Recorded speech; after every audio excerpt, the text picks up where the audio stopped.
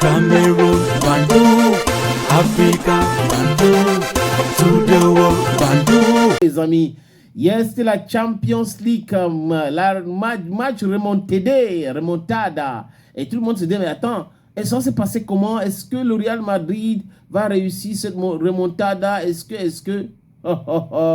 C'était très compliqué, les amis, pour dire vrai. Très compliqué. Compliqué de chez compliqué. Mais ça alors... ça s'est passé comment? Le match a commencé. Real Madrid, Arsenal. Ah, regardez le match. Bam, prend penalty. Hey, Thibaut Courtois.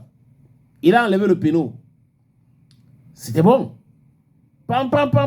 On dit que l'arbitre a refusé un penalty aussi au Kylian Mbappé. Bon, c'est comme ça. Quand on perd, on commence à trouver les excuses. 0-0, premier mi-temps. Deuxième mi-temps, c'est là que je commence à comprendre moi-même que le Real ne pouvait rien. Parce que c'était compliqué. Arsenal était regroupé. Vivacité, intelligence dans le jeu, rapidité offensive. Waouh, c'était compliqué.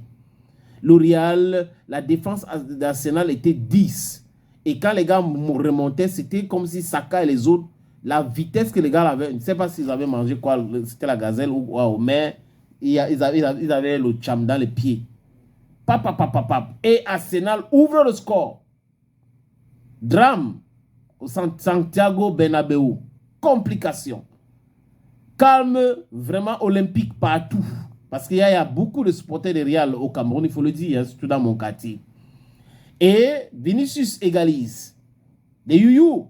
Mais après, très vite, les gens se sont calmés parce que ils ont observé que Arsenal mettait trop la pression et ça a réussi. Arsenal a donc scoré le deuxième but. Donc c'était impossible de faire cette remontada. Kylian Mbappé qui s'est blessé.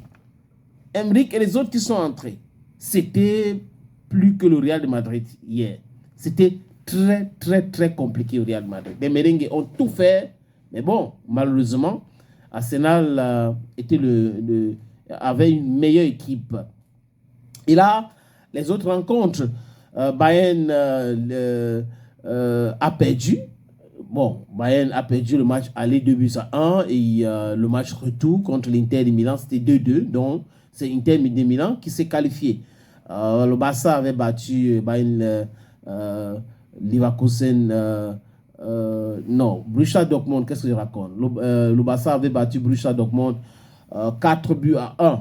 Et au match retour, le Guinéen Guirassy a marqué un triplé, mais bon, ça n'a pas suffi parce que le Barça a marqué un but. Donc, du coup, c'était compliqué de chez compliqué. Le Barça est passé. Pour les demi-finales, on aura Inter de Milan, Barça, on se rappelle, en 2009, à l'époque, quand Samuel Eto'o jouait encore à l'Inter de Milan, il venait juste de quitter. L'FC Barcelone, il avait gagné la Champions League. Donc, même scénario. Aujourd'hui, espérons bien que les interistes vont pouvoir passer. Mais bon, parce que ce n'est pas facile aussi de battre les FC Barcelone au Camp Nou. Mais si les gars réussissent quand même au Camp Nou, de faire match nul ou d'avoir un 1-0, ça sera possible que les gars puissent gagner à Milan. Et PSG va jouer contre Arsenal. PSG qui a perdu face à Aston Villa 3-2, mais au match aller, ils avaient gagné. Donc, c'est par rapport à tout cela que les gars sont qualifiés. Donc, on voit 4 équipes qui vont jouer les demi-finales de la Champions League européen.